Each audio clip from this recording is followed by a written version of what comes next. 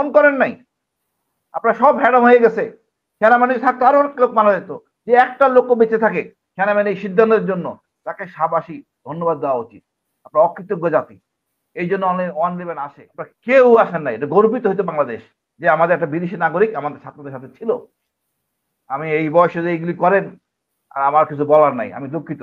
এই সরকারের প্রতি আমি বলি, আমি আমার মানে তো সবার তো বললাম। পছন্দ হবে না, না না, এটাই স্বাভাবিক। সবার তো পছন্দ হবে না। হুম। এবং এখানে দেখেন, আমি একটা কথা বলি, এনারা কি করছে আমি জানি না। কেউ যদি এই মানে নতুন সরকার আসার পরে মামলা করে, অনেক পুলিশ কিন্তু মারা গেছে রাগে ক্ষোভে, ছাত্র জনতার হাতে মারা গেছে। তার পরিবার যদি মামলা করে, আপনার কি উত্তর, আমরা কি দায় মুক্তি আছে বলেন আমাকে? তো এই ঘোষণাপত্রে সেনাপ্রধান, নিশ্চয়ই কোনো দায় মুক্তি থাকার কথা, যদি আইনি। অবশ্যই। হুম। জি, এটা লাগবে। শুধু তাই না, এই সেনাপ্রধান যে কথা শুনে নাই, ওনাকে যদি ফাঁসিতে চড়ানো হয়, শেখ হাসিনা যে আইন করছে, তার দায় মুক্তি কোথায়? কেন 111 হবে না? আপনারা তো এই রাজনীতিবিদরাই সুশ্রী দিচ্ছেন 111 করার। অথর্ব এই মানে আমি সরকার বলবো, আমি আইন কারণে কোনো বাংলাদেশে নাই, কেন 111 হয়েছে? কেন এরশাদ ক্ষমতা নিছে? তাদের বাঁচার জন্য। যে রাজনীতিবিদরা ক্ষমতা নিয়ে নিজেদের রাজনীতি করছেন, সেম টু জিয়া। 111টা কি হয়েছে? ক্ষমতা নেন নাকি একটা ফখরুদ্দিন সরকার বানাইছে, তারপরে পছন্দ মন্দ আলোচনা করে হাসিনাকে ক্ষমতায় আনা হয়েছে। এখন দেখেন, আপনি তো এই সরকারকে, এই সেনাবাহিনীর কোনো সাপোর্ট দেন নাই। তাহলে ওয়াকর তো ভুল করছে। উচিত উচিত তো ছিল ক্ষমতা নেওয়ার, সেটাই ঠিক ছিল। আপনার অকৃতজ্ঞ জাতি, আমি অকৃতজ্ঞ সরকার বলবো। আপনি তাকে কোথাও আনেন নাই। আপনি তো ঐক্যমত করলেন, কেন সেনাবাহিনীকে রাখেন নাই? সব কি আমাদের এই রাজনীতিবিদরা বুঝেন? আপনারা তো অন করেন নাই এই সেনাবাহিনীকে। আমরা তো বহু আগে মাঠে ছিলাম। 2 তারিখে আমাদের, আমরা পরিবার অফিসিয়ালি ঘোষণা করে, সেনাবাহিনীও করে, আমরা আমরা যারা রিটায়ার্ড তারা ঘোষণা করি, মিরপুর ডিএইচএস কর্নেল হক সাথে স্যারের সাথে। আপনারা আমাদের অন করেন নাই। আপনার সব হ্যাডম হয়ে গেছে। সেনাবাহিনী থাকতে আরো অনেক লোক মারা যেত।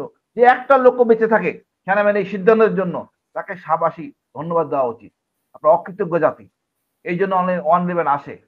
আজকে আজকে কথা করা উচিত না। অনভিজ্ঞ লোকদের জন্য আজকে দুর্দশা। আপনি তো ছুটি হতেন, ছোট হইতেন না, আর গর্বিত হইতেন। আর আপনি যেটা বললেন আপা, আমি যেটা ভয় করি, ভবিষ্যতে কেউ মামলা করে যদি, কেউ রেহাই পাবেন না, ডক্টর ইউনূসও রেহাই পাবেন না। অনেক পুলিশ কিন্তু মারা গেছে ক্ষোভে। কেউ মামলা, রবি ভাই জ্ঞানী মানুষ, কেউ মানে মানে বাঁচার কোনো উপায় নাই। গভর্নমেন্ট চেঞ্জ হলেই আপনাকে মামলা করবে, কি করে উত্তর দিবেন আপনি? ডক্টর ইউনূসও দায়বদ্ধ হবে। আপনাদের রক্ষা কবচ রাখেন নাই, নিরাপত্তা রক্ষা কবচ। আপনারা নিজেরা মনে করেন যা বোঝেন তাই করেন। আমরা এই আলী রিয়াজকে বলছি সেনাবাহিনীর আর্টিকেল 45 বাতিল করার জন্য, উনি শোনেন নাই, শুনছেন, আনেন নাই। উনি সব বুঝে গেছেন, উনি সব বুঝেন। আমেরিকান থিওরি বাংলাদেশে লাগাই দিচ্ছেন। আরে ভাই, আপনি যদি প্রতিটা জেলায় জেলায় যাইতেন, জনগণের সাথে কথা বলতেন, তাহলে আজকে এই সমস্যা হইতো না আপনার। তারপর গণভোট করতেন।